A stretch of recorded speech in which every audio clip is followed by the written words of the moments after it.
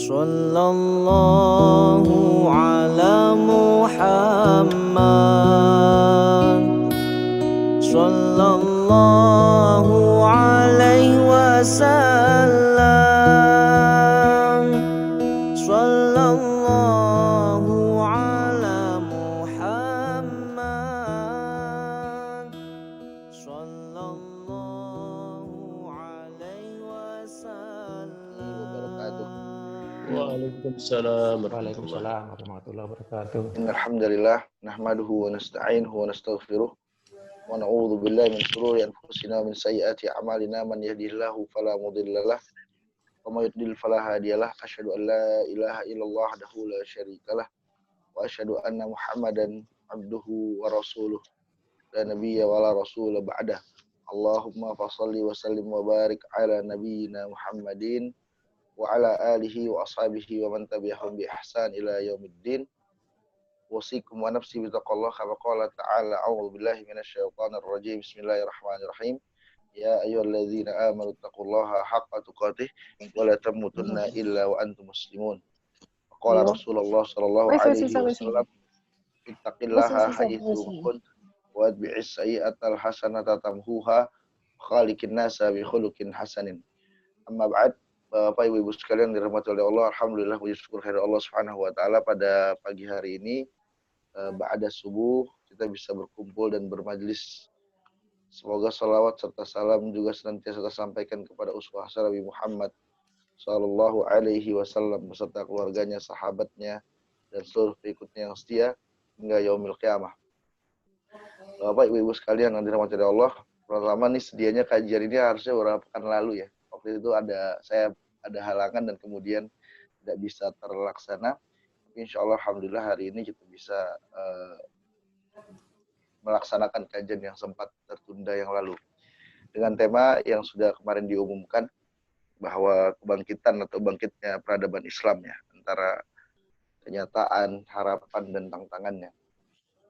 Hadirin rahimakumullah, sebelum saya menjelaskan soal itu, saya akan membacakan satu ayat yang menjadi janji Allah Subhanahu wa taala kepada kita semua terkait dengan kebangkitan Islam. Itu ada dalam surat An-Nur ayat yang ke-55. A'udzubillahi minasyaitonir rajim. Bismillahirrahmanirrahim.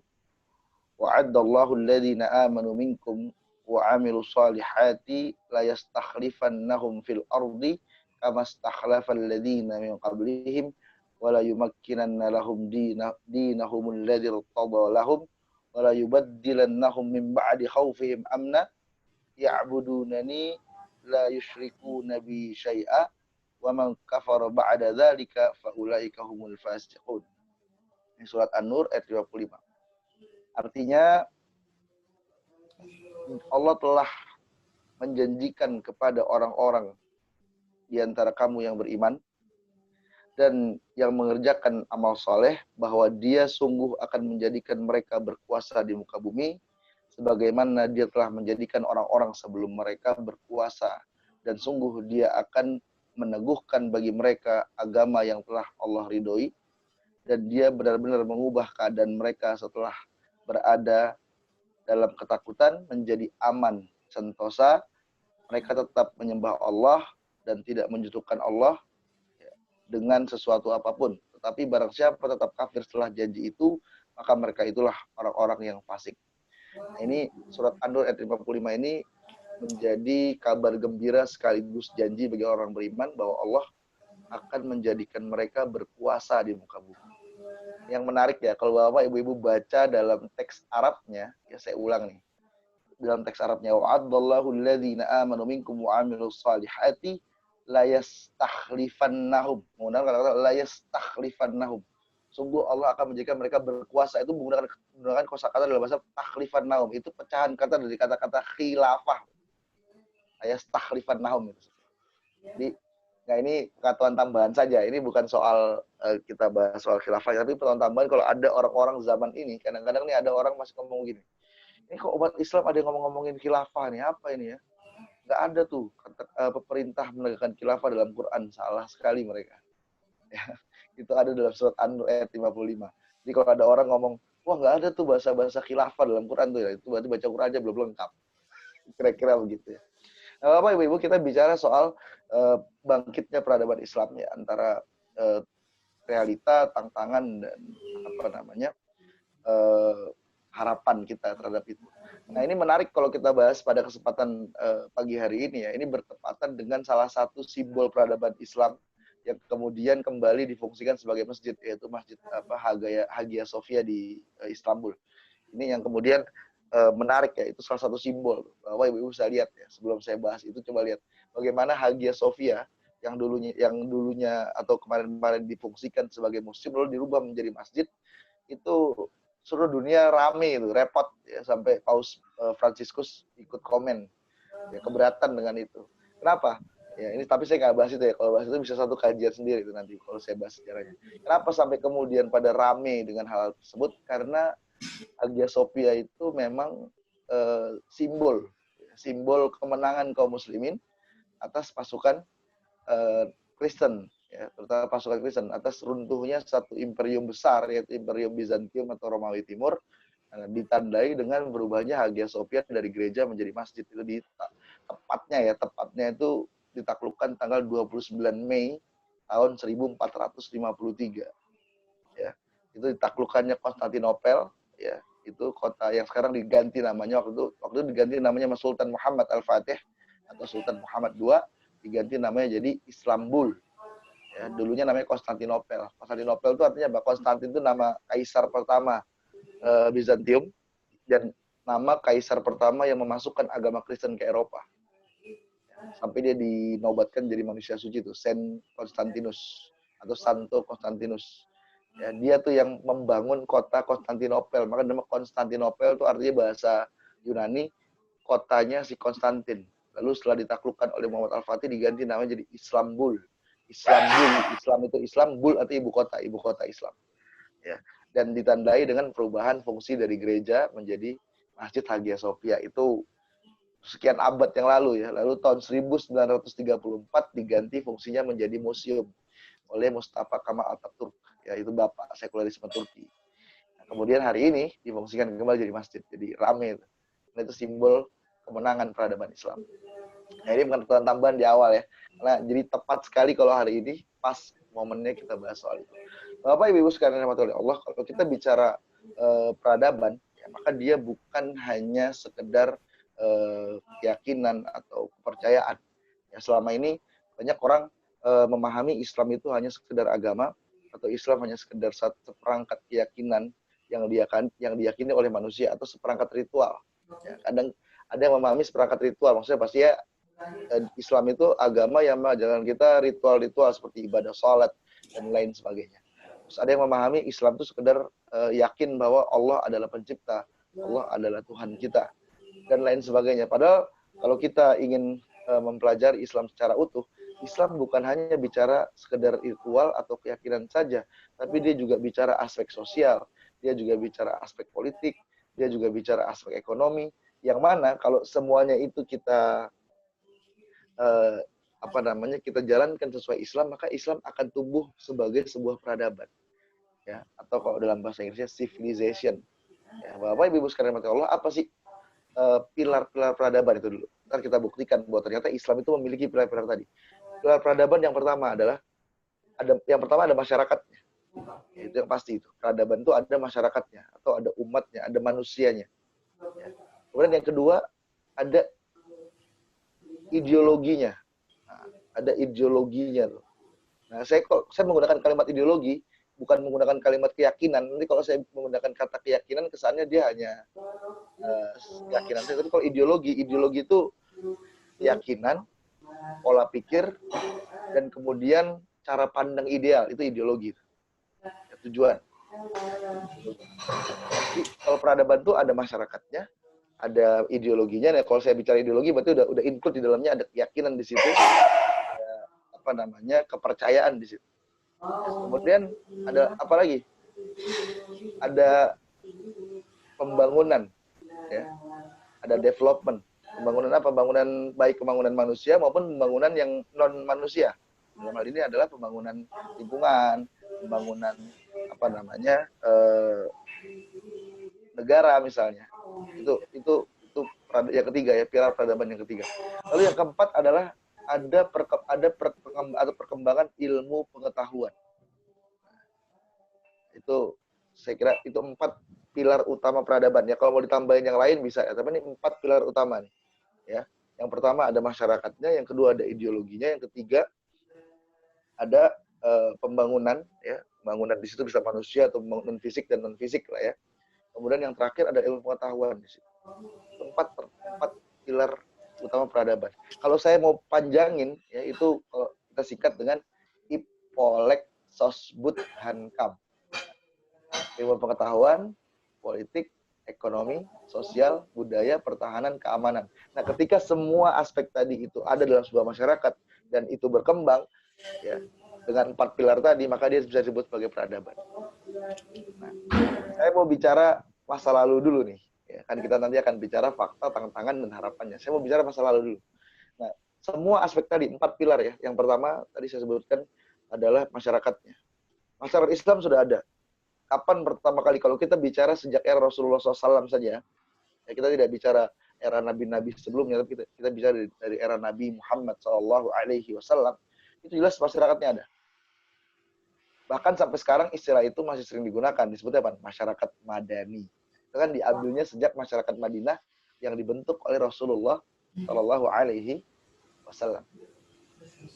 Sampai sekarang istilah itu sering dipakai untuk menggambarkan sebuah kelompok masyarakat yang hidup berdampingan secara damai. Jadi kalau bicara, jadi masyarakatnya ada tuh. Yang dibangun oleh siapa? Rasulullah SAW. Di mana? Di Madinah.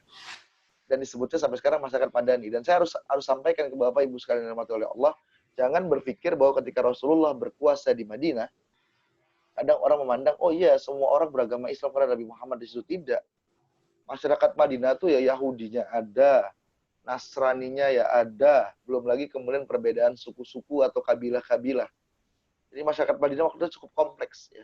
Ada perbedaan suku bangsa, ada perbedaan keyakinan, tapi semua diikat ya oleh Rasulullah, oleh yang disebut dengan Piagam Madinah yang dipimpin langsung oleh Rasulullah SAW. Dan dia menjadi sebuah masyarakat yang hidup berdampingan, saling menghormati, saling menghargai. Walaupun kemudian di kemudian hari terjadi pengkhianatan oleh komunitas Yahudi di situ. Ya, bahkan mereka sampai berkoalisi dengan kekuatan kafir Quraisy di Mekah untuk memusuhi Rasulullah SAW. Tapi awalnya Rasulullah sudah meletakkan dasar-dasar hidup bermasyarakat atau bernegara yang di dalamnya ada warga negara yang berbeda suku bangsa dan berbeda keyakinan. Jadi pilar pertama masyarakatnya jelas ada. Ya. Kemudian yang kedua adalah adanya ideologi. Adanya keyakinan, ya, pola pikir, kemudian pandangan masyarakat ideal. Apa ideologinya? Ideologinya Islam. Saya sering ingin menyampaikan kepada orang, saya ingin populerkan bahwa Islam itu ideologi, bukan hanya agama.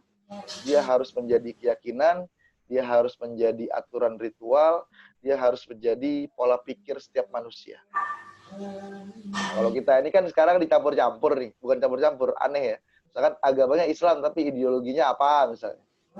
Itu yang melahirkan orang Islam tapi komunis, orang Islam tapi sosialis, orang Islam tapi liberalis, orang Islam tapi macam-macam. Karena apa? Karena dia memandang Islam hanya soal keyakinan saya terhadap Sang Pencipta. Adapun urusan pola pikir hidup, saya boleh ambil pola pikir dari mana aja. Nah, ini yang keliru. Islam tuh pola pikirnya ya harus Islam. Kalau Bapak Ibu bilang, oh Ustaz, bukannya negara kita ideologinya Pancasila. Oh, Pancasila bukan ideologi kok. Kok bukan Ustaz? Ya, cek aja.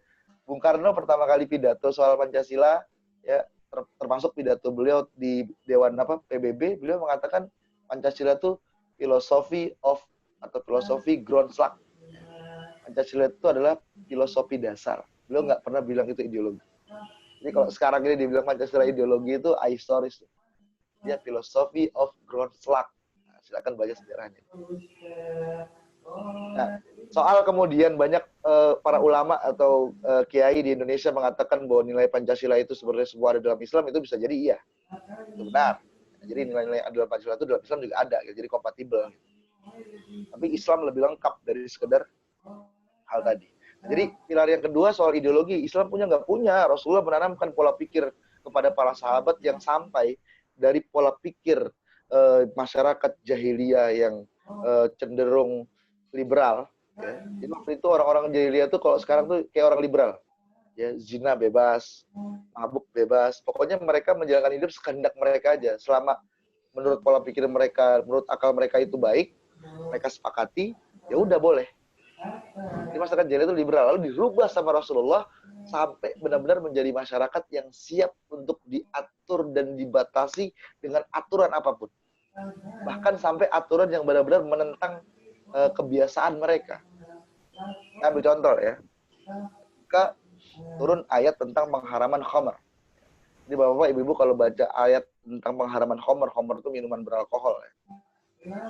Itu kan bertahap. Ya. Pertama, khamar tidak diharamkan. Itu ayatnya masih dalam Quran. Allah Subhanahu wa taala berfirman, "La taqrabus sholata wa antum sukara." Janganlah kalian mendekati sholat sementara kalian dalam keadaan mabuk. Artinya apa? Kalau lagi nggak sholat boleh minum. Tapi kalau udah mau sholat, jangan minum. Nah, jadi awalnya khamar itu dibolehkan baik dalam sholat maupun tidak dalam sholat. Lalu kemudian khamar diharamkan dalam sholat. Jadi kalau mau sholat jangan minum khamar. Kalau di luar sholat boleh. Lalu yang ketiga tahapannya, khamar benar-benar diharamkan, dan ketika itu disebutkan dalam riwayat ketika turun ayat pengharaman khamar, maka jalan-jalan atau gang-gang di kota Madinah itu becek kalau bahasa kita. Basah. Basah dengan apa? Dengan khamar, bukan dengan air. Orang-orang itu waktu itu bukan sekedar beli minuman, tapi mereka bikin sendiri di rumahnya, dan itu pakai gentong-gentong. Kalau kita ya pakai bak-bak besar. Itu semua mereka tumpahkan di tengah jalan karena sudah diharamkan oleh Allah Subhanahu wa taala. Dari masyarakat yang begitu liberal sampai jadi masyarakat yang turun aturan hari itu langsung mereka taati tanpa menawar-nawar. Oh, itu luar biasa. Itu membuktikan bahwa Rasulullah berhasil merubah pola pikir mereka. Islam dijadikan landasan berpikir, Islam dijadikan ideologi mereka. Pilar kedua ada tuh. Ya, jadi yang pertama tadi, pilar pertama ada masyarakat, ada ideologi. Yang ketiga sekarang, apakah ada pembangunan di sana? Ada. Baik pembangunan manusia maupun pembangunan yang fisik, ya, pembangunan fisik dalam hal ini bangunan, ya, lingkungan, pengaturan wilayah dan lain sebagainya. Ada dilakukan nggak oleh Islam pada masa itu? Ada, dan bahkan terus berkembang, ya. Terus berkembang bukan hanya di era Rasulullah, bahkan setelah Rasulullah wafat di era Khulafaur Rasyidin sampai di era Bani Umayyah sampai Bani Abbasiyah. Itu luar biasa. Itu ada. Yang terakhir ada ilmu pengetahuan, ada. Perkembangan ilmu pengetahuan ada, bahkan itu berkembang terus. Ya, karena Rasulullah SAW meletakkan dasar-dasar cara berpikir saintis. Bahkan dalam Quran juga ada. Bagaimana Quran meletakkan dasar-dasar cara berpikir saintifik. Ya. Bagaimana kita tahu dalam Al-Quran ada dasar-dasar tata surya. Ya. Dalam Al-Quran ada dasar ilmu pertanian, ada dasar ilmu akuntansi dan lain sebagainya. Dan itu berkembang terus. Jadi 4 pilar utama ini ada. Lalu ada Ipoliksos pun dibangun semua oleh Rasulullah SAW. Maka kemudian Rasulullah kita tahu bukan hanya pada saat itu bukan hanya menjadi pemimpin spiritual atau pemimpin agama, tidak. Tapi beliau menjadi pemimpin dunia. Pemimpin dunia. Artinya beliau juga menjadi negarawan, jadi pemimpin negara, ya, pemimpin masyarakat, dan membangun. Dan itu semua dilanjutkan di eranya para sahabat sampai era Bani Umayyah, Bani Abbasiyah. Itu berkembang pesat, ya, sampai makanya kita tahu Islam berkuasa luas, ya, dari ujung Spanyol sampai perbatasan tembok Cina. Itu dulu dikuasai dan dipengaruhi oleh peradaban yang namanya peradaban Islam. Dan kita bisa rasakan di Nusantara waktu itu. Ya, kita bisa rasakan sampai ke peradaban itu sampai ke Nusantara. Maka Bapak Ibu sekalian materi Allah, kalau pada abad-abad pertengahannya, kota metropolitan itu bukan New York, ya, bukan London, tapi kota metropolitan itu adanya di mana? Samarkand. Itu ada di Uzbekistan. Kemudian di mana lagi? Ada di Naisabur. Ya, Naisapur kalau sekarang namanya. Itu ada di Iran. Kemudian ada di Esfahan. Itu ada di Iran juga. Lalu ada di Baghdad. Itu kota metropolitan dulu. Ya. Dan juga ada di Cordoba. Cordoba itu di Italia, di Spanyol, Andalusia, ya. Sekarang itu masuk wilayah Spanyol Selatan. Sevilla, Malaga, itu dulu metropolitannya kaum muslimin. Bukan Madrid, bukan. Ya, walaupun sekarang jadi ibu kotanya Madrid, tapi dulu di selatan yang lebih jadi kota metropolitan. Jadi bukan New York, bukan London, bukan Washington, bukan. Dulu kita, karena peradaban ada di tangan kaum muslimin. Bahkan ya satu lagi lah, kalau boleh, orang Eropa punya kota besar cuma satu, Kota yang paling mereka kota yang paling mereka banggakan ada dua, orang-orang Eropa yang bukan Islam waktu itu. Satu Roma, dua Konstantinopel. Itu dua kota yang mereka banggakan. Itu setelah agama Kristen masuk ke daratan Eropa. Tapi kalau dari sisi kemajuan, ya, teknologi kalah canggih dengan kota-kota yang dikuasai oleh kaum muslimin pada masa itu. Nah, Bapak Ibu sekalian rahmati Allah, jadi kalau tadi saya di awal saya sampaikan ada 4 pilar utama peradaban, lalu kemudian kalau boleh kita kembangkan jadi Ipolexos Buthankam, itu semua ada ketika pertama kali Islam berkembang atau pertama kali Rasulullah SAW mengajarkan agama Islam kepada kaum muslimin atau kepada manusia di eranya. Itu semua ada. Dan terus berkembang sampai kalau kita hitung kurang lebih 13 abad. Dan saya mau katakan, Bapak Ibu sekalian, Nusantara, ya ketika itu belum ada negara Indonesia, juga merasakan peradaban tadi. Apa buktinya? Itu munculnya Wali Songo tuh, yang sekarang kita syukuri keberadaannya, karena kalau tanpa mereka mungkin Islam tidak berkembang pesat di Nusantara.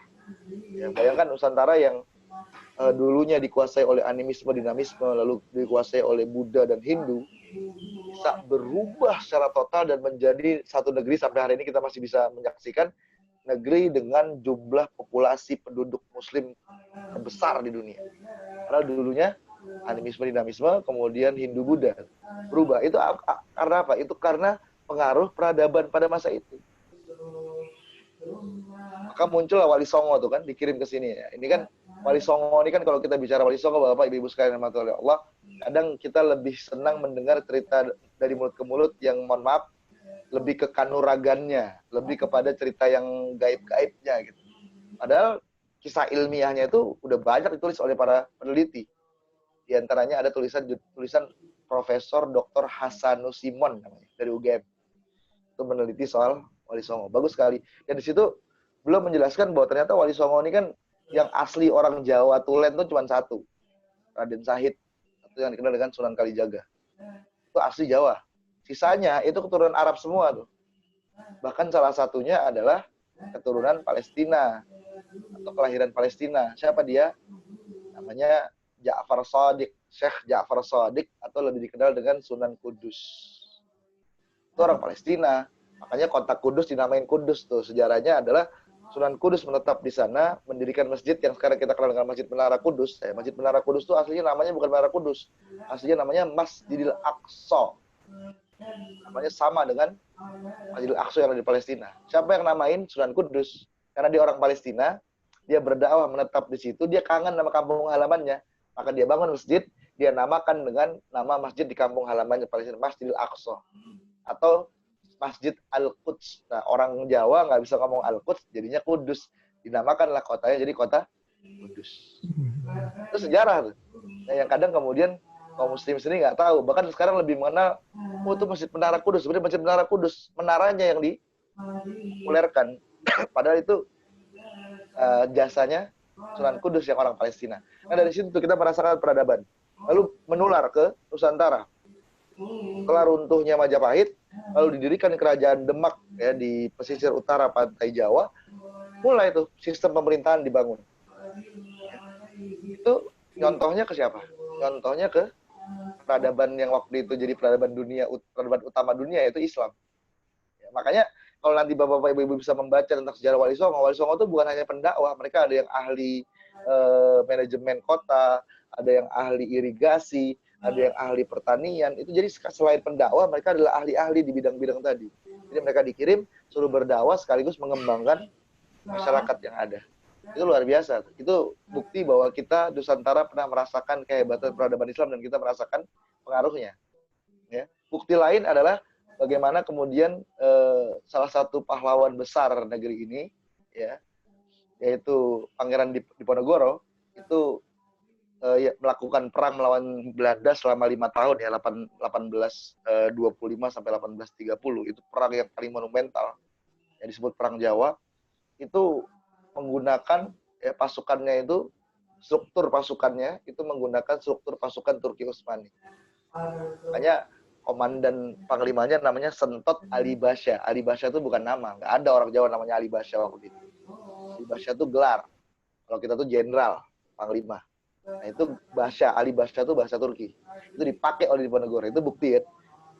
Saking terpengaruhnya oleh peradaban yang ada. Nusantara jadi merasakan ya. Apalagi Kesultanan Islam Aceh bukan cuma niru dia. Bahkan sampai dikirim 2 kapal perang ke Aceh untuk membantu Kesultanan Islam Aceh melawan penjajah Portugis di Semenanjung Malaka. Sekarang menjadi negara Malaysia. Oh, jadi luar biasa kalau kita kupas soal sejarahnya ya. Nah, Bapak Ibu-ibu, jadi penjelasan saya barusan ini dari awal sampai sekarang ini saya ingin menjelaskan bahwa bukti bahwa Islam itu pernah menjadi sebuah peradaban, ya, peradaban yang besar, ya, sampai mempengaruhi dunia, ya, mengaruhi dunia dari ujung Eropa sampai saya katakan tadi saya perbatasan tembok Cina, karena Cina saja itu terpengaruh oleh ajaran Islam karena waktu itu ada jalur sutra dagangan. Apa Ibu sekalian teman-teman? Sekarang bagaimana? Peradaban itu runtuh. Peradaban itu runtuh. Kita harus akui itu. Peradaban Islam runtuh. Ya. Diawali dengan masa kolonialisme Eropa. Setelah terjadi revolusi Prancis, ya, itu kolonialisme dimulai. Ya, kolonialisme. Bahkan kalau Bapak Ibu baca sejarah lagi, Eropa itu dulu Belanda, Inggris itu punya kampus, ya, universitas, dan ada jurusan khusus. Namanya jurusan kolonialisme. Jadi ada jurusan khusus belajar tentang kolonial. Dan sarjananya nanti dikirim ke negara-negara Afrika, Asia, untuk apa? Mengatur negeri-negeri koloni mereka, termasuk Nusantara waktu itu. Nah, disitulah kemudian peradaban Islam mulai terkikis tuh. Apa sebabnya? Ya. Sebabnya karena pilar-pilarnya hilang. Ya, pilar-pilarnya hilang. Apa yang paling utama? Kan tadi ada 4 pilar ya. Masyarakat, ideologi, bangunan, ilmu pengetahuan. Yang utama hilang, masyarakatnya tetap ada, pembangunan tetap ada. Yang hilang itu apa? Ideologi dan ilmu pengetahuannya hilang. Itulah sebab utama kemudian mulai terkikis. Kenapa saat kok bisa hilang? Karena waktu itu para penguasa-penguasa peradabannya menjauhi ulama. Menjauhi ulama. Mereka sudah larut dalam kemewahan, larut dalam kemegahan, lalu ulamanya dijauhi. Jadi nggak ada lagi tuh pengawal ideologi dan pengawal ilmu pengetahuan. Ilmu pengetahuan kan dasar tetap kalau dalam Islam ya, ilmu pengetahuan itu dasar tetap agama. Maka kalau Bapak Ibu baca ilmuwan-ilmuwan Islam pada masa itu, misalkan Ibnu Sina, apalagi misalkan Ibnu Rushd, kemudian ada Ibnu Haytham, Abul Qasim Az-Zahrawi, banyak sekali ilmuwan Islam dalam bidang sains. Al-Jabar, Al-Khawarizmi, itu semua mereka bukan orang nggak mengerti agama. Mereka adalah orang yang mengerti agama dulu, baru mengerti sains. Karena agamalah mereka jadi terdorong untuk melakukan penelitian sains. Luar biasa tuh. Nah, jadi, tapi pada masa itu, karena ulamanya ditinggal, ideologinya hilang, maka ilmu pengetahuannya mulai tidak berkembang. Dicurilah oleh bangsa Eropa, dasar-dasar sains tadi, mereka yang kemudian mengembangkan itu. Nah, mulai kemunduran tuh, mulai satu wilayah Islam dijajah malah. Lepas dari kekuasaan induk semangnya. Induk semangnya namanya Khalifah waktu itu. Nah, lepas satu-satu. Dijajah oleh bangsa Eropa waktu itu. Sampai terakhir tinggal kekuasaan di Turki Utsmani, Ottoman Empire mengecil dan benar-benar tumbang pada pada bulan Maret tahun 1924. 3 Maret 1924. Ya, itu tumbang. Kekuasaan Turki Utsmani benar-benar tumbang, lalu Turki menjadi negara sekuler dan hilang induk semang Islam. Ya. Nah, itu runtuh ya. Jadi kalau sampai ke kita, kalau tadi faktanya hari ini peradaban Islam nggak ada. Peradaban Islam hilang dari tengah-tengah kita. Lalu kita dipecah-pecah menjadi negara-negara kecil. Jadi negara-negara kecil yang kemudian mudah dikontrol oleh Barat. Sekalipun mungkin masa kolonialisme atau masa penjajahan memang sudah hilang, tapi faktanya setelah penjajahan, orang bangsa Eropa atau orang Barat tidak mau umat Islam bersatu. Setelah mereka selesai menjajah, mereka pengennya kita jadi negara-negara sendiri, kecil-kecil. Karena mereka tahu kalau mereka sampai bersatu, wah, bisa jadi apa? Jadi ancaman bagi mereka. Maka kita akhirnya setelah kita dijajah, kita didorong oleh mereka untuk menjadi negara-negara sendiri kecil-kecil, ya, dan hilang. Kalau Timur Tengah itu dulu perjanjian namanya perjanjian Sykes-Picot, ya, antara Inggris dan Prancis. Ada Italia juga di situ, tapi Inggris dan Prancis yang menjadi pemain utamanya. Nama perjanjiannya Sykes-Picot, nama perjanjiannya. Kalau di Asia Tenggara, nama perjanjiannya namanya Traktat London, nama perjanjiannya. Di pembagian antara Malaysia, Indonesia, yaitu nama perjanjiannya Traktat London antara Belanda dan Inggris. Dibikinlah garis-garis batas dan kita dipaksa untuk menjadi negara sesuai dengan perjanjian yang mereka buat. Nah, selesai itu, hilang peradaban Islam. Jadi kalau dari tema kita pagi hari ini, Bapak Ibu sekalian, kalau bicara bangkitnya peradaban Islam, faktanya peradaban udah hilang. Ya. Lalu harapannya apa? Harapannya ini kita pengen ini bangkit lagi. Sesuai tadi dari awal kajian saya buka, saya membacakan surat Al-Nur ayat 55. Itu janji Allah. Kira-kira bisa nggak? Bisa. Nah sekarang itu sudah kelihatan. Ya. Benih-benih kebangkitannya. Apa benih-benih pertama? Bagaimana kemudian sekarang kaum muslimin, kita lihat dari Indonesia aja deh, nggak usah ngeliat yang jauh-jauh di luar negeri. Bagaimana sekarang kaum muslimin sudah mulai sadar ya untuk kembali menengok agamanya. Maksudnya apa nih, Ustaz? Ya maksudnya udah mulai banyak pengajian, orang udah mulai sadar, oh kayaknya kita jadi orang Islam tuh harus belajar. Itu udah mulai banyak sadar, bahkan di Indonesia kita lihat public figure banyak yang hijrah, pengajian ada di mana-mana, ditambah dengan perkembangan teknologi, ya YouTube dan lain sebagainya, orang bisa mengakses pengajian itu dengan sangat mudah. Dan itu ternyata bukan hanya fenomena di Indonesia, itu fenomena bahkan di Eropa. Jadi banyak orang sudah mulai kembali kepada melirik Islam, baik dari sisi aspek ilmu syariatnya, sejarahnya, dan lain-lain. Udah mulai. Ini merupakan petanda nih. Ya, kemudian bermunculan dai-dai dan ulama-ulama yang memang mumpuni. Ya, Indonesia, kita sebut saja Indonesia, dai-dai muda yang luar biasa. Kita lihat di YouTube ya macam-macam tuh. Ya, ada Ustadz Abdul Somad, Ustadz Adi Hidayat, dan lain sebagainya. Ini luar biasa. Ini menunjukkan apa? Dan mereka-mereka ini punya jamaah pengajian yang jumlahnya luar biasa besar. Ini membuktikan apa? Muncul orang berilmu, dan muncul orang yang sadar akan ilmu, lalu dia mengikuti orang yang berilmu. Nah, itu luar biasa. Ya. Dan kalau di Indonesia ditambah dengan saya menjadi saksi hidup, ya karena saya menjadi panitia, di Indonesia tuh diadakan ijtima ulama sampai 5 kali.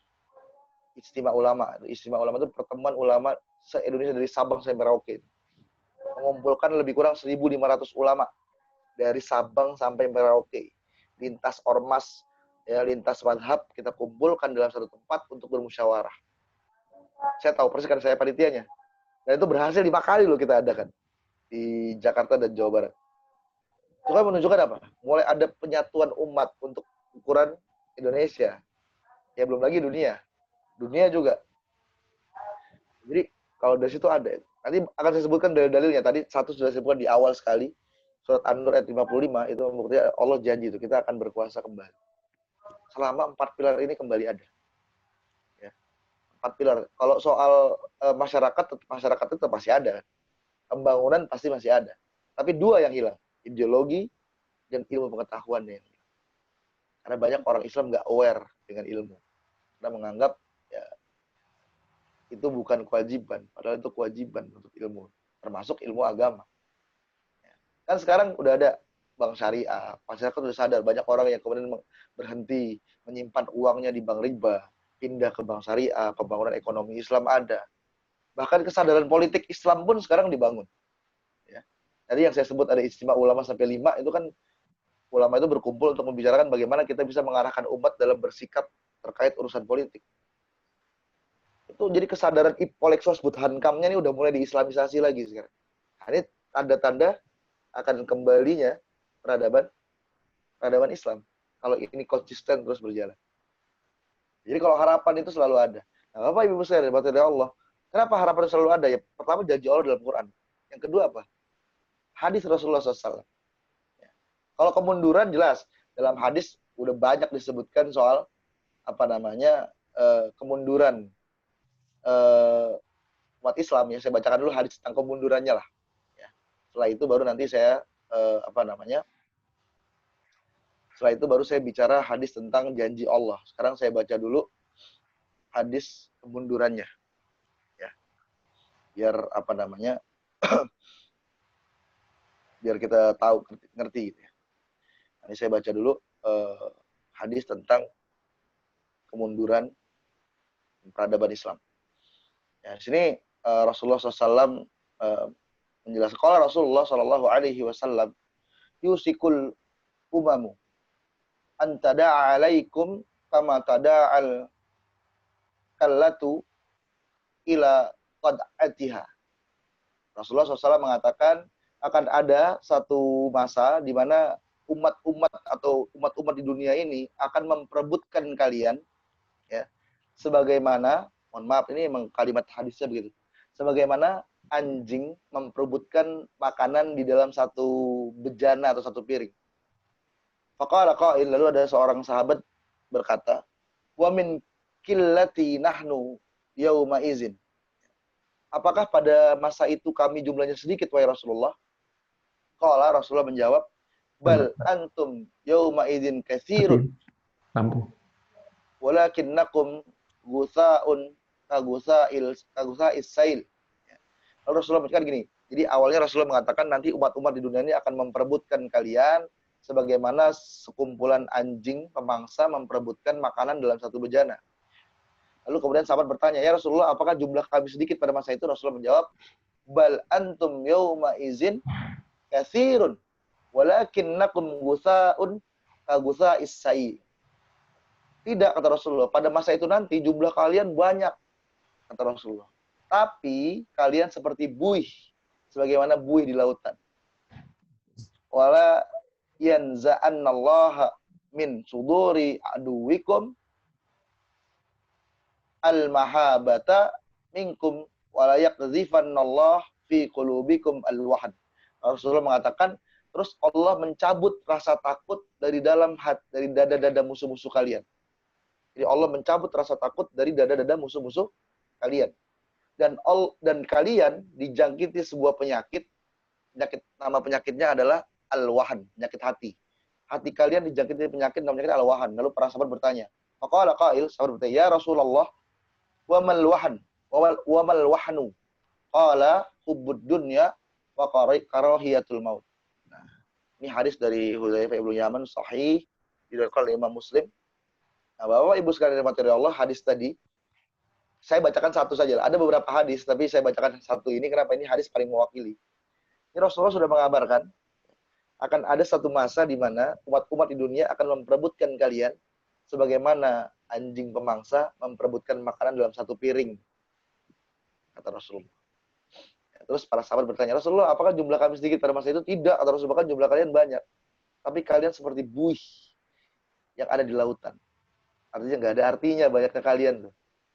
Ya, lalu Allah mencabut rasa takut dari dada-dada musuh-musuh kalian, dan hati kalian dijangkiti sebuah penyakit, namanya penyakit al-wahan. Sahabat bertanya, apa itu al-wahan Rasulullah? Hubbud dunya wa karahiyatul maut. Cinta dunia dan takut mati, itu kata Rasulullah. Penyakit yang akan menjangkiti kaum muslimin. Nah, Bapak Ibu sekalian rahmati Allah, kalau kita bertanya, kira-kira itu terjadi nggak masa ini? Oh ya, jelas. Mana negeri kaum muslimin yang tidak diperebutkan oleh orang-orang kafir? Negeri kita, wow, sekarang nyata sekali. Negeri kita ini diperebutkan oleh dua kekuatan besar dunia nih. Antara Cina, Amerika. Itu memperebutkan Indonesia. Hari ini. Walaupun faktanya sekarang yang lagi menang Cina nih. Amerikanya mulai kalah. Perang dagangnya. Ya. Bukan hanya Indonesia. Kalau saya mau bicara negeri-negeri lain ya. Misalnya Timur Tengah. Apalagi Timur Tengah. Udah sejak lama diperebutkan oleh bangsa-bangsa Barat. Ya, karena di situ ada sumber daya yang luar biasa, sumber daya alam, terutama minyak kan kita tahu. Lalu negeri Afrika. Afrika itu kan setengah-setengah ya. Setengahnya itu kepercayaan nenek moyang dan Kristen, setengahnya Islam. Negeri Afrika udah dikuasai sama Angola misalnya, itu dikuasai sama Cina, diperebutkan. Bukan negeri kaum muslimin diperebutkan oleh bangsa-bangsa di dunia. Dan ketika mereka merebut dari kaum muslimin, nggak ada rasa takut sama sekali. Sangat arogan dan kurang ajar. Ya contohnya negeri kita deh. Ya kan, kita tahu bagaimana Amerika bertahun-tahun merampok Freeport misalnya. Dan sekarang mulai tambang-tambang nikel, tambang-tambang batu bara kita dirampok sama Cina, Sulawesi. Dan itu ngerampoknya tengah hari bolong istilahnya, nggak pakai malu-malu tuh. Kenapa? Karena udah nggak ada rasa takut mereka terhadap kaum muslimin.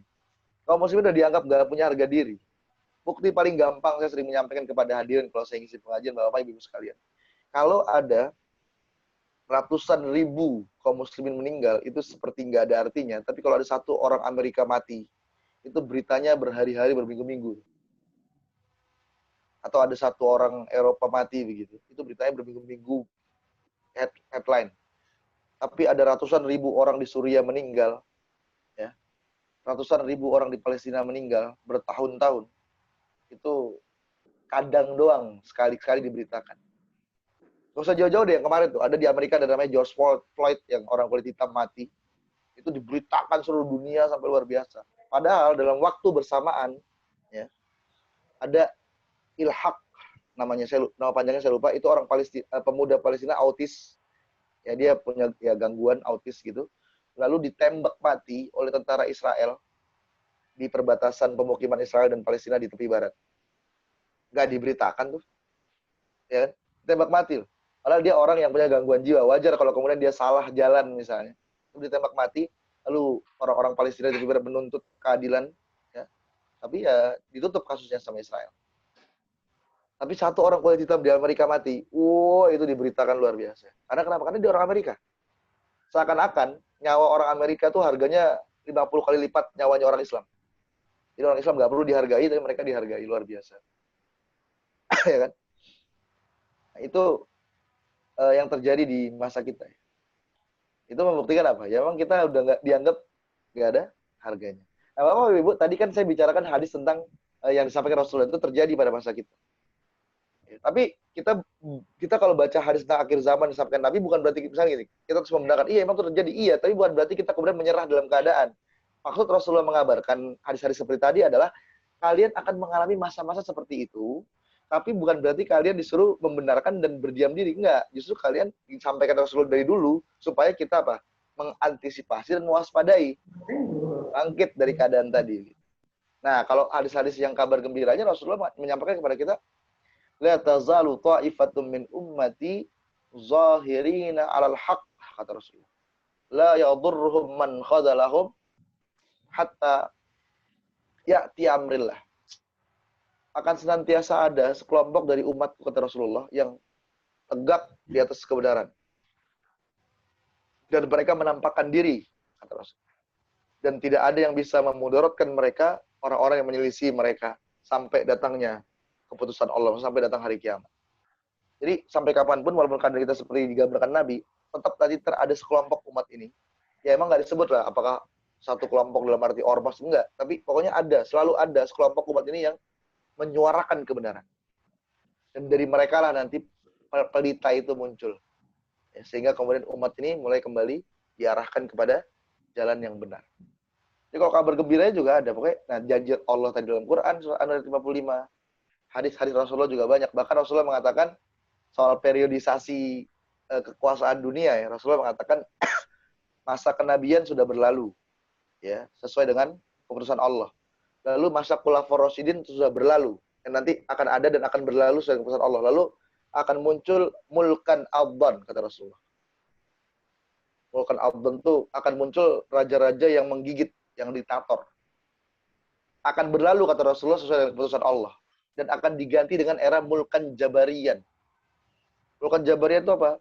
Raja-raja yang sama ya. Kalau yang tadi raja yang menggigit, yang kejam, zalim. Kalau mulkan jabarian, raja yang totalitarian disebut.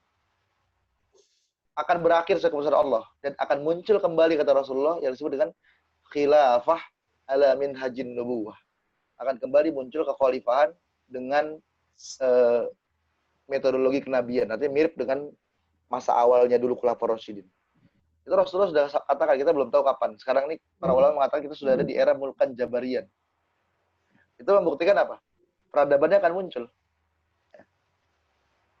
Karena tidak mungkin ada sebuah peradaban tanpa ada pemimpinnya. Tanpa ada induk semangnya. Nah, yang bikin peradaban Islam ini runtuh dan cukup lama ya. Sekarang ini kita nggak bangkit, dikuasai oleh orang, bahkan dikuasai oleh bangsa asing atau bangsa kafir begitu ya. Karena apa? Induk semangnya nggak ada. Ya. Nah sekarang ini benih-benihnya udah mulai ada. Artinya udah mulai ada pemimpin dunia yang berani berbicara tentang Islam. Nah itu benih-benihnya lah. Tapi belum. Nanti akan muncul kembali itu Bapak Ibu sekalian dirahmati Allah. Itu sesuai dengan janji Rasulullah Shallallahu Alaihi Wasallam. Nah, terakhir, ya, saya ingin sampaikan karena tadi eh, nanti kita bisa diskusi tanya jawab. Karena tadi saya menyinggung soal khilafah begitu ya. Ini kan pesertanya banyak nih. Saya mau disclaimer dulu nih, jangan sampai ntar saya disangka, wah ini ustadznya orang Hizbut Tahrir, enggak, ustadz udah bubar. Dan saya juga nggak pernah jadi anggota Hizbut Tahrir. Dan takutnya nanti ada salah paham. Saya menyampaikan itu ya soal khilafah itu bahwa ibu jangan saya meniru. Ya, ini kan orang Jawa Timur nih rata-rata ya. Karena kan yang mengundang saya Pak Henry ini orang Malang. Saya bicara khilafah itu saya meneladani salah satu pahlawan besar dari Jawa Timur. Tapi bukan dari Malang, dari Surabaya. Namanya Haji Omar Said Cokro Aminoto. Nah, ini saya mau cerita nih. Bagian akhir sekaligus disclaimer. Jadi jangan sampai nanti yang peserta kajian ini Bapak Ibu jamaah jangan salah paham ya. Karena dari tadi saya menyinggung kalimat-kalimat khilafah, tadi bilang saya orang radikal. Atau orang apa. Nah, saya meniru dia. Kenapa? Saya meniru host Cokro Aminoto. Bapak Ibu sekalian yang dirahmati Allah, bulan Maret tahun 1924 itu khilafah Turki Utsmani benar-benar dinyatakan dihapus, runtuh. Saya mau sampaikan. Selang 1 bulan, ya, artinya April tahun 1924. Republik Indonesia belum ada tuh. Indonesia adanya kan tahun 1945 ya. Ini belum, artinya Indonesia belum merdeka, belum diproklamasikan. Itu petinggi-petinggi syarikat Islam ya berkumpul di Surabaya. Ya, emang mereka punya pertemuan rutin tahunan, tapi karena ada peristiwa besar dan mereka mendengar khilafah Turki Utsmani runtuh, mereka berkumpul di Surabaya langsung membicarakan bagaimana kita berkomunikasi dengan para tokoh-tokoh Islam dunia untuk kembali menegakkan khilafah. Itu dibicarakan di Surabaya oleh Haji Omar Said Cokro Aminoto dan beberapa jajarannya di syarikat Islam. Kemudian tidak lama setelah itu ada namanya Kongres Al-Islam. Kongres Al-Islam itu kalau kayak kita sekarang ya istimewa ulama, pertemuan ulama-ulama Nusantara tahunan.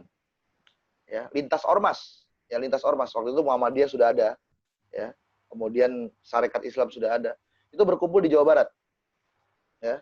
Itu 1 tahun setelahnya, ya, berkumpul di Jawa Barat. Tema utama yang mereka bicarakan adalah bagaimana kita melakukan upaya maksimal untuk kembali menegakkan khilafah yang telah runtuh. Dan waktu itu, ulama dunia membuat dua pertemuan besar. Yang pertama di Kairo, Mesir, Al-Azhar. Yang kedua di Mekah, Al-Mukarramah. Ada 2 pertemuan besar ulama dunia untuk membicarakan menegakkan khilafah kembali. Dan dari Nusantara, waktu itu, dari Kongres Al-Islam yang diadakan di Jawa Barat tahun 1925, diputuskan dari Nusantara akan mengirim 2 perwakilan ke pertemuan ulama dunia tadi. Salah satunya adalah Kiai Haji Abdul Wahab Hasbullah atau yang kita kenal dengan Mbah Wahab Hasbullah, pendiri Nahdlatul Ulama bersama dengan Kiai Haji Hashim Asy'ari. Jadi waktu itu Mbah Wahab Hasbullah yang salah satunya beliau yang akan dikirim mewakili Nusantara untuk membicarakan penegakan khilafah. Jadi kan beliau ulama. Itu pendiri NU. Jadi NU itu pendirinya 2. Kalau pikiran keulamaannya Mbah Hashim Asy'ari. Kalau manajemen organisasinya itu Mbah Wahab Hasbullah. Jadi pendiri NU itu 2 orang. Dwi Tunggal pendiri NU. Ya, salah satunya dikirim untuk mewakili Nusantara membicarakan khilafah. Jadi kalau sekarang Nahdlatul Ulama itu anti khilafah itu ahistoris tuh. Karena pendirinya bahkan dulu dikirim untuk mewakili Nusantara membicarakan khilafah gitu. Nah, ini saya cerita sejarah lagi ya sedikit supaya Bapak Ibu. Jadi sebelum negeri ini merdeka, para ulamanya sudah membicarakan khilafah dalam forum-forum resmi mereka. Kenapa? Mereka sadar itu hidup semang kaum muslimin. Kalau sampai hilang, nanti peradabannya runtuh. Tapi kan takdir Allah ketika para ulama ini berkumpul memang gagal. Gagal mendirikan khilafah kembali. Karena waktu itu ada dipecah tuh. Nah, itu biasalah gaya Divide et Impera. Jadi dipecah oleh waktu itu kan yang menguasai Timur Tengah itu Inggris sama Prancis, dipecah tuh. Pertemuan Al-Azhar dan Mekah ini justru jadi bersaing. Muncul juga sosok Raja Hussein ya. Said ya. Itu nenek moyangnya Raja Hussein, bukan nenek moyangnya, bapaknya Raja Hussein Jordan. Itu Syarif Hussein dipanggil. Syarif Hussein dimunculkan sebagai boneka waktu itu oleh Prancis. Pecah, nggak jadi kesepakatan, nggak terjadi tuh khilafah itu nggak muncul kembali. Ini tadi saya cerita sejarah, sekaligus disclaimer, kalau saya singgung-singgung soal khilafah, ini bukan berarti saya radikal atau enggak. Ini saya sedang meneladani pahlawan. Nah, justru dulu yang anti sama pembicaraan khilafah itu Belanda. Belanda tuh melarang bicarain khilafah. Nah, jadi kalau sekarang ada orang Islam atau siapapun dia melarang kita bicara khilafah, berarti dia mewarisi Belanda. Tapi kalau ada orang Islam bicara khilafah, berarti dia mewarisi pahlawan, guru bangsa, tokoh nasional, namanya Haji Omar Said, Tokro Aminoto. Saya kira begitu lah Bapak Ibu sekalian. Jadi kita sudah bicara soal peradaban. Ya memang tema ini mungkin tidak seperti pengajian pada umumnya yang bahas soal hukum halal haram ya sekali-kali. Karena kalau kita hanya selalu bicara halal haram, nanti seakan-akan Islam tuh hanya bicara itu. Nah ini sekarang saya mencoba untuk membuka wawasan Bapak Ibu sekalian, bahwa Islam bukan hanya bicara halal haram, bukan hanya bicara soal hukum fikih saja, tapi juga Islam bisa bicara hal-hal lain. Nah, dalam hal ini mungkin ini terlalu luas memang ya bicara peradaban, tapi insya Allah ini menambah wawasan ya, sehingga Bapak Ibu saya harapkan setelah mendengar ini kesadaran kita akan pentingnya mempelajari Islam, penting mengenal Islam secara lengkap dan utuh itu tumbuh semangat kita, dan kita optimis bahwa masa depan dunia itu bukan di tangan liberalisme, komunisme, kapitalisme, sosialisme, bukan. Masa depan dunia ada di tangan Islam. Insya Allah. Saya kira itu, kalau ada yang ingin bertanya, saya persilahkan. Baik pertanyaannya terkait materi, ataupun pertanyaan-pertanyaan lain terkait keislaman. Kalau bisa saya jawab insya Allah. Kembalikan ke moderatornya, Pak Hendri. Silakan, siapa yang mau nanya? Langsung aja. Ya, silakan Pak Levi. Ya. Terima kasih. Assalamualaikum warahmatullahi wabarakatuh. Waalaikumsalam warahmatullahi wabarakatuh. Ini sangat menarik topik yang dibahas pada hari ini mengenai kembalinya peradaban Islam ya.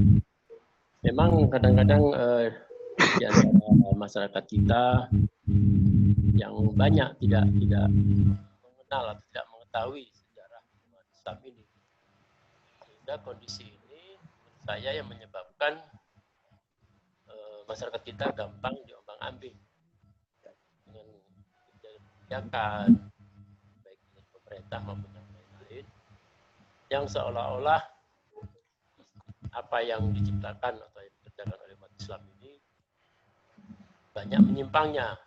Ya. Bahkan kita disuruhkan dengan istilah radikal lah, yang mau makar lah, yang mau segala macam. Kan? Ya. Padahal saya rasa ini ada sesuatu kekhawatiran seperti tadi yang disampaikan dari masyarakat yang non-Muslim ya. Karena lihat kalau sampai umat Islam bangkit, ini mungkin akan sangat menyulitkan kehidupan mereka. Tadi saya juga menangkap ya bahwa saat sekarang ini sudah kelihatan tanda-tanda peradaban Islam akan bangkit kembali. Ya. Jadi tadi disampaikan bahwa di Turki itu ya. Ya. Sofia apa itu? Hagia Sophia ya. Ya, Sofia yang sudah dijadikan kembali sebagai masjid. Ini kan suatu kondisi yang sangat luar biasa sekali. Yang saya pikir dari masyarakat non-Muslim di dunia sudah menyadari hal ini. Makanya mereka marah tuh. Ya, mereka marah. Itu tidak hanya di sekitar Turki, tapi masyarakat Eropa dan semuanya kan ini kan semuanya katanya marah karena tanda-tanda itu mulai muncul. Katanya mereka mulai tahu ini bahaya ini kelihatannya gitu kan. Nah, demikian juga kalau kita kembali ke masyarakat kita ya. Istilah khilafah ini memang dibuat sedemikian rupa ya. Seolah-olah sesuatu yang menyeramkan kalau sampai hal ini terjadi di Indonesia. Nah, masyarakat kita ini kan nggak paham tentang khilafah itu apa. Jadi akhirnya terbawa dengan informasi ini seolah-olah suatu masyarakat yang radikal yang akan membuat suatu suasana tidak pernah tentram, nggak pernah aman gitu kan. Padahal justru kita sudah menyadari ya, di mana masa-masa kejayaan Islam itu semua masyarakat baik agama Islam sendiri maupun di luar Islam itu hidup rukun berdampingan gitu ya, aman damai, tidak ada masalah karena Islam tidak pernah memaksakan. lain dengan agama lain kalau kita lihat. Mereka punya misi untuk membawa bagaimana orang lain supaya masuk ke agamanya. Sedangkan di Islam tidak ada itu kan. Agama itu ya terserah, kalau mereka mau bergabung silakan, tidak masalah kan itu. Sehingga hal inilah yang menyebabkan memang akhirnya ya semua agama itu bisa hidup rukun. Berdampingan. Di negara kita ini, makanya istilah khilafah ini kan dibuat sedemikian rupa sehingga orang kesannya belakangan ini takut nih berbicara khilafah. Iya. Bicara khilafah diarahkan ke radikal. Ini orang radikal mesti kan gitu. Makanya saya juga kadang-kadang nggak habis pikir, negara kita yang beberapa tahun belakangan ini sudah dipimpin oleh orang-orang yang bukan Islam masalahnya itu. Jadi walaupun dia KTP-nya Islam ya Pak, KTP-nya masih Islam ya, katanya Islam, sholat segala macam. Tapi saya yakin dia tidak punya dengan Islam itu tidak ada. Ya, tidak ada loyalitas kepada Islam. Intinya justru masyarakat Islam selama ini udah dipojokkan gitu ya, dikriminalisasi dan sebagainya gitu. Dan yang lucu lagi, saya juga merasa banyak sekali umat Islam yang ikut membela ini gitu loh. Ya, nggak ngerti. Ikut membela paham. kebijakan-kebijakan yang dikeluarkan oleh mereka-mereka yang tidak mendukung keberadaan agama Islam itu sendiri. Gitu. Ya. Jadi ini yang ingin saya tanyakan Pak Ustadz, bagaimana ya caranya ya kita untuk bisa menjelaskan kepada masyarakat atau teman-teman Islam kita khususnya ya, yang mengaku Islam ini, supaya lebih bisa mendalami lah tentang keislamannya gitu, termasuk khilafah ini. Sehingga betul-betul nanti semua masyarakat ini sadar bahwa oh ya kita perlu bersatu, perlu begini untuk memang mendirikan suatu negara yang betul-betul berkeadilan lah gitu. Iya. Kita melihat sekarang ini negara apapun itu cenderung pasti ada kecenderungan itu untuk memojokkan kaum muslimin di mana-mana. Sementara kalau kaum muslimin yang memimpin negara itu semuanya aman. Bahkan itu sudah diakuin sendiri oleh mereka-mereka yang dari agama lain ya. Jadi seperti masa waktu dipimpin siapa tadi Muhammad Al-Fatah itu ya. Al-Fatah itu kan peradabannya begitu mulia, semua masyarakat atau semua agama bisa hidup berdampingan ya. Aman sentosa mereka, dan itu diakui oleh mereka sendiri gitu loh, bukan orang muslim ya. Mereka sendiri mengakui, sejarawan mereka mengakui itu. Tapi kenapa gitu? Kenapa hal-hal yang positif ini bukan dijadikan acuan ya untuk kita pakai bernegara ke masa depan yang lebih baik? Mungkin itu Pak Ustadz yang ingin saya tanyakan. Bagaimana ya caranya kita untuk meyakinkan teman-teman kita khususnya muslimin? Karena kita ngaku-ngaku muslimin dengan warga 80% muslim ini, itu gampang sekali dia mengampingkan gitu loh. Ya. Baik. Jadi pertanyaannya, poinnya adalah dengan tadi tanggapannya cukup, tambahannya cukup juga baik dari Bapak ya. Terus pertanyaannya, bagaimana kita ini menyadarkan orang Islam yang kemudian tapi justru hari ini seakan-akan dia memihak kepada pihak yang memusuhi Islam, ya, memihak kepada pihak yang memusuhi Islam, dan dia intinya orang Islam tapi kok kesannya anti-Islam begitu ya. Gimana menyadarkannya? Dan yang paling sulit kan itu mempengaruhi orang awam, teman-teman kita, saudara kerabat, handetolan. Bagaimana menyadarkannya? Ya, menyadarkannya gini Pak. Yang pertama, ya memang kita harus berbicara soal fakta nih ya. Makanya saya kalau dalam pengajian tuh saya sering kemudian flashback sejarah, fakta, dan saya ungkapkan. Untuk apa? Untuk memberitahu mereka. Tapi kalau secara umum ya penting menyadarkan mereka itu apa? Satu, ini saya tahu tipsnya aja langsung lah ya. Satu, pertama, jangan membenci mereka selama mereka masih beragama Islam. Jadi kadang-kadang nih kita nih orang yang beda nih, kita akhirnya juga kepancing, kita benci. Kalau kita udah benci, akhirnya apa? Kita nggak mau komunikasi sama mereka. Ketika kita nggak mau komunikasi, gimana kita mau berdiskusi? Gimana kita mau menyadarkan mereka? Jadi yang pertama tuh jangan membenci mereka. Kenapa jangan membenci? Mereka ini orang yang tidak mengerti. Kalau orang nggak ngerti itu kan namanya orang nggak tahu. Ya orang nggak tahu tuh ya harap dimaklumi. Bukan berarti dimaklumi didiamkan ya. Maksudnya dimaklumi dulu sambil kita mengingatkan. Jadi poin pertama jangan membenci. Yang kedua, buka komunikasi. Ya, buka komunikasi. Kan ini kan zaman sekarang medsos nih Pak. Saya yakin bahwa Ibu juga main di WA. Misalkan ada perdebatan, ada diskusi. Jangan kasar. Ya kalau diajak ngobrol, ajak bicara baik-baik. Ya, jadi buka komunikasi. Lalu yang ketiga, berdiskusi bukan berdebat. Nah, jadi berdiskusi dalam debat. Ini sebetulnya poin ketiga ini awal saya Pak. Tunjukkan akhlak Islam yang baik. Kalau mereka bicaranya lebih keras atau sering motong pembicaraan, kita sabar. Oh iya udah nggak apa-apa, tunjukkan akhlak. Yang penting kita nggak pernah memotong pembicaraan orang lain. Kita nggak pernah berkata-kata yang kasar atau yang sedikit keras misalnya. Jadi tunjukkan akhlak yang baik. Ya, diskusi bukan debat. Yang terakhir, bukan yang terakhir sih. Yang terakhir sabar. Ya boleh yang terakhir itu sabar. Mengingatkan orang tuh nggak cukup sekali 2 kali. Ya, apalagi orang yang mohon maaf, yang setiap hari sudah dijejali oleh informasi-informasi yang kadang juga tidak akurat. Nah, itu harus pelan-pelan. Nah, tentunya selain tadi kan itu tips ya, jangan membenci, buka komunikasi, akhlak ya, diskusi bukan debat, yang terakhir sabar. Ya tentunya selain itu semua adalah kita harus punya bahannya untuk didiskusikan. Apa itu? Ya ilmu yang kita punya. Ya, ilmu yang kita punya dari Islam ini. Nah, itu harus ada. Nah, maka kalau udah bicara itu kadang orang begini, wah Ustaz saya nggak ada ilmunya. Maka gini caranya, kalau kita nggak bisa kasih tahu, kita ajak dia suruh ikut pengajian. Itu caranya kan, biar dia bisa dengar. Ya atau kita share, kalau zaman sekarang udah di era digital, ada video-video yang menarik ya tentang pengajian-pengajian begitu, boleh kita share. Kalaupun kita mungkin ilmu kita masih kurang atau kita juga kurang bisa menyampaikan dengan baik, kita boleh share. Itu tipsnya begitu. Jadi poin yang penting itu ya, karena saya melihat banyak terjadi kadang-kadang Pak, kita ini udah kesal duluan gitu, wah kok kamu gitu, akhirnya kita malas ngomong sama dia, gimana mau nyampaikan sesuatu kalau kita malas bicara. Maka pertama jangan membenci, buka komunikasi, diskusi bukan debat, yang terakhir sabar. Itulah tipsnya. Tentunya semua pakai bekalnya ya ilmu yang kita punya. Insya Allah mudah-mudahan kalau kita punya niat baik ya, tentunya niat karena Allah untuk menyadarkan saudara kita, teman-teman kita, insya Allah nanti Allah tolong, Allah mudahkan, dan tentunya itu menjadi ladang dakwah kita, ladang pahala kita di akhirat. Amin ya rabbal alamin. Saya kira itu yang bisa saya jawab. Ada yang lain. Tipsnya satu lagi Ustaz. Tipsnya satu lagi, mendoakan. Oh iya, mendoakan satu lagi jelas ya. Tambahin tuh sama Pak Henry. Ya. Orangnya didoakan. Iya, maksudnya gitu. Biar dapat hidayah. Iya, betul. Itu maksud saya itu. Mantap. Ada lagi yang mungkin perlu ditanyakan? Oke, kalau nggak ada, saya kira cukup.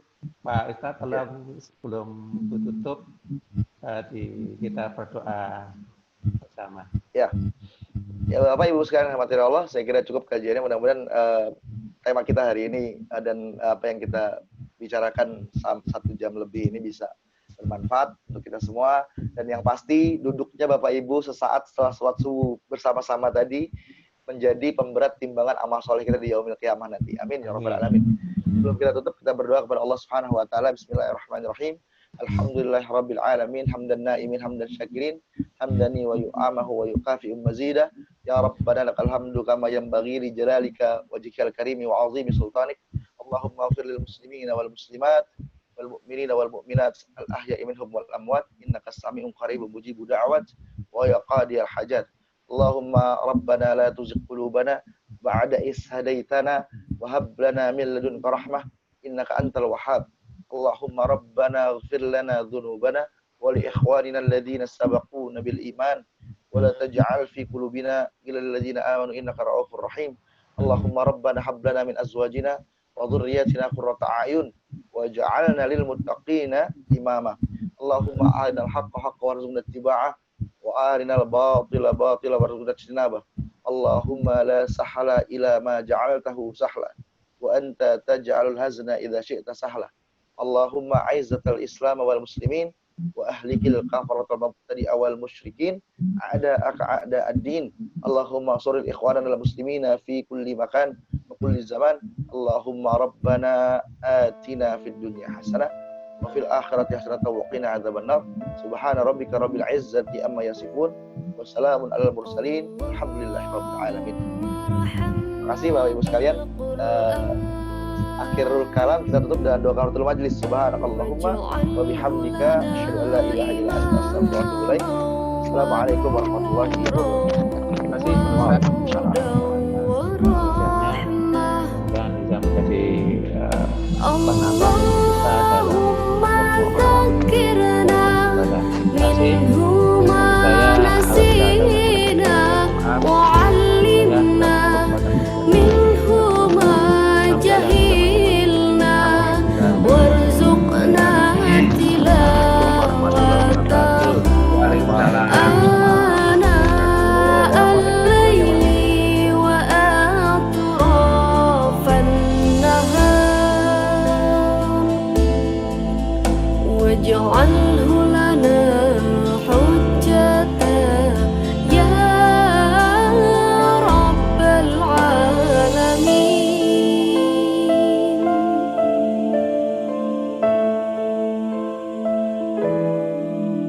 اللهم ارحمنا بالقرآن واجعله لنا إماما